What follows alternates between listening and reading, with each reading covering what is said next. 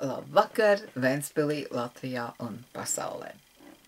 Nu, kā tauta runā un kā prese runā, šogad pūst raža. Kartupeļi, sīpoli. Man arī darīšana ar lauciniekiem un zemniekiem, un tas tiešām tā notiek. Un tagad es jums izstāstīšu cēloni.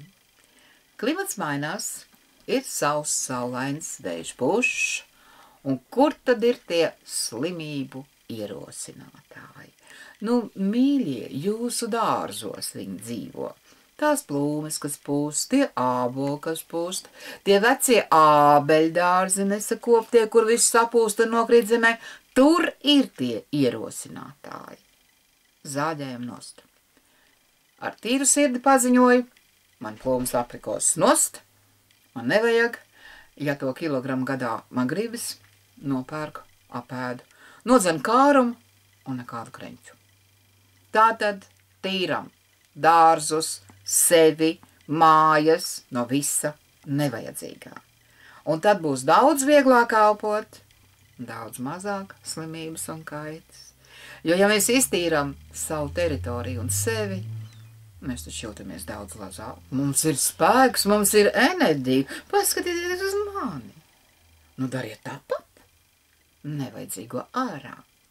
Nu, vēl es esmu sadedzinājis visas bēru bildes. Prom.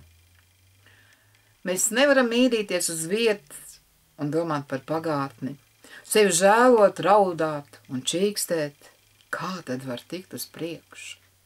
Tad ir savu slinkumu pārvarēt arī vajag. Jā, cilvēka dabā ir meklēt iemeslu, lai nebūtu jādara. Jā, tā ir cilvēka daba, mēs visi esam slinki.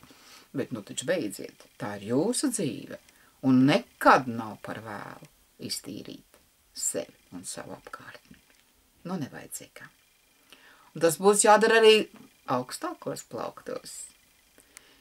Vecais vairs nefunkcionē, jaunais jau ir klāt.